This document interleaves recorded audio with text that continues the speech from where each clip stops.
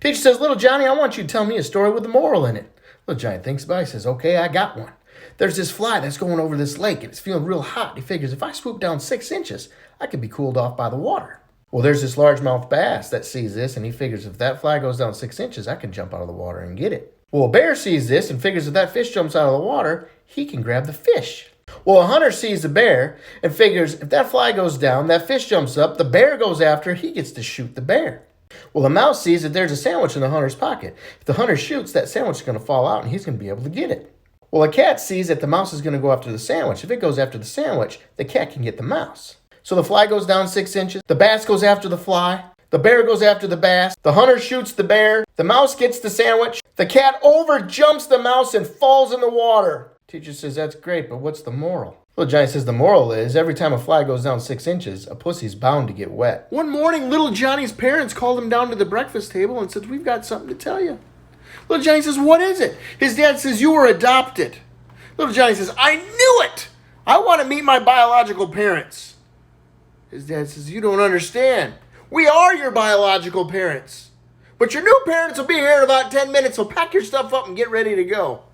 Little Johnny had been golfing for about 10 years, and since him and little Susie had gotten married, he wanted her to go golfing with him. Well, since she had never been golfing before, he set her up with a golfing instructor. She had taken lessons for about a month, and after that, her instructor said, you know what, little Susie, I think you're doing pretty well, and you could probably go out and try 9 holes by yourself. So the next day, she heads out on her own, and within the first 10 minutes, she's stung by a bee. It hurts so bad, but she keeps trying to push on, and she just can't do it anymore, so she heads back to the clubhouse. There she's greeted by the instructor, and he says, little Susie, what happened? She says, oh, I was stung by a bee, and it hurt so bad. He says, oh my gosh, where? And she said, it was between the first and second hole. He says, oh my gosh, little Susie, we worked on this. Your stance is way far too wide. I've been getting really bored during this social distancing thing. So every Saturday night, I send flowers to my neighbor Tim and leave a note saying, oh baby, I miss you so much. I can't wait to see you again. And then I go sit out on my back deck and I listen to his wife interrogate him for about 2 hours. Is it possible to become your own grandfather? It is. Suppose you marry a widow. And that widow has a grown-up daughter. And your father marries that grown-up daughter, to which in turn, that grown-up daughter becomes your mother. Since your mother's mother is also your wife has become your grandmother. Being that you are the husband of your grandmother, you have become your own grandmother. Hey, John, want to hear a joke? Yep. So little Johnny's got his head in his beer at the bar, and his buddy Tony comes in. He says, well, Johnny, what's wrong? He says, you know that hot chick at work? That every time I go and try to talk to her, I'd get a boner? He said, yeah. He says, well, I finally got the nerve to ask her out. He says, okay. He said, so what'd you do about the boner problem? He says, well, I went and got some duct tape, and I taped it to my leg in case it happened again, and then she wouldn't notice.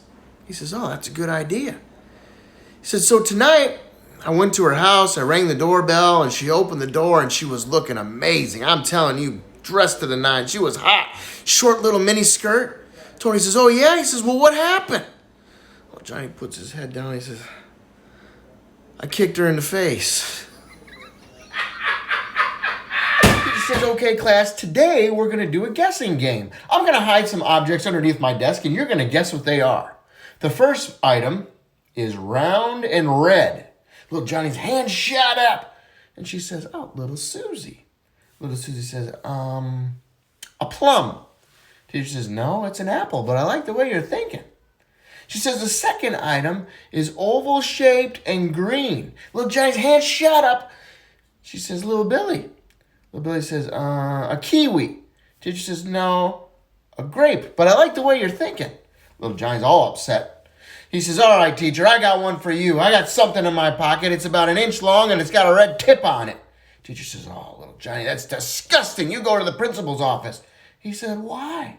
It's just a match. But I like the way you're thinking. Little Johnny's sitting on a park bench with three of his friends, and they all think they want to break the Guinness Book of World Records. So one kid says, hey, I think I've got the smallest head in the world. Second kid says, hey, I think I got the smallest arm in the world. Well, Johnny says, I'm pretty sure I've got the smallest pecker in the world. He says, we should go down to the Guinness Book of World Records office tomorrow and get that checked out. So they go, and first kid goes in. He says, yep, I got the smallest head in the world. Looks like I'm going to be in the books. Second kid goes in. He says, yeah, I've got the smallest arm in the world, and I'm going to be in the Guinness Book of World Records. Little Johnny goes in. He comes out all mad. He says, oh, turns out I don't have the smallest pecker in the world. And who the heck is Justin Bieber? Hey, John, want to hear a joke? Yeah, I do. All right. Little Johnny's in spelling class, and teacher says, okay, who can spell the word before? Little Susie raises her hand, and she says, B-E-P-H. Teacher says, no, little Susie, that's wrong. Little Timmy raises his hand, and he says, before, B-E-F-O-O-R. Teacher says, no, that's wrong. Little Johnny raises his hand, he says, before, B-E-F-O-R-E. Teacher says, yeah, that's correct. She says, you think you could use that in a sentence? He says, sure. 2 + 2 be 4. Little Johnny and little Susie had been married for 25 years, and they always had sex with the lights off. Well, one night while they were getting hot and heavy, little Susie flips on the light switch and notices that little Johnny is using a dildo. She says, oh, you impotent bastard. After all these years, that's what you've been using? Johnny says, I can explain the dildo, but how do you explain the 3 kids? Hey, Johnny. Hey, Woody. Joke time. All right. So Johnny goes in the bar. He's got 3 ducks. Puts each of the ducks up on the bar, and he sits there and drinks for a little while, and eventually he has to go to the bathroom. So the bartender walks over, and he kind of looks at the ducks, and he says, well, says to the first one, he says, well, what's your name? He says, Huey. He says, oh, okay, well, how's your day been? He says, it's been great. I've been in and out of puddles all day. Next duck, he says, well, what's your name? He says, Dewey. He says, oh, okay, well, how was your day? He says, oh, it's been great. Same thing, in and out of puddles all day, and if I could, I'd do it again. So I said, oh, that's great. He goes to the third duck, so I bet your name's Louie. He says, no, it's Puddles, and don't even ask me about my day. Little Johnny and 2 of his friends went to NASA to speak to them about an experiment of sending people off to different planets. Little Timmy went in first, and they said, if you could go to any planet, which one would you like to go see? Little Timmy said, I'd like to go to Mars. They said, why? Well, because of all the extraterrestrial life that I've heard they have, and I think it'd be neat to see. They said, okay, well, we'll let you know. Little Billy was up next, and he said, well, I'd like to go to Saturn. They said, why would you like to go there? He said, well, I'd like to see all the different rings that they have. They said, oh, okay, well, we'll let you know. Little Johnny goes in. They said, if you could go to any planet, which one would you like to go see? He says, well, I'd like to go to the sun. They said, don't you know that if you went to the sun, you'd be burned up instantly? He says, don't be silly. I'd go at night. Hey, John, want to hear a joke? Okay. Well, little Johnny's class is learning about medicine, and the teacher says, all right, class, I want you to name off some medicines and what they're used for. Well, little Susie raises her hand. She says, Tylenol. Teacher says, great, little Susie, and what's it used for? Little Susie says, headaches. Teacher says, yeah, that's good. Little Billy raises his hand, and he says, NyQuil. Teacher says, what's that used for? He said, well, it's used for when you can't sleep at night. Teacher says, that's great, little Billy. Little Johnny says, Viagra. And she says, well, okay, well, what's that used for? He said, diarrhea. She said, well, who told you that? He said, nobody, but every evening my mom tells my dad to take that so that his shit gets harder. There's a lady that gets on the bus with her baby, and the bus driver takes a look at her and the baby and goes, that's the ugliest baby I've ever seen.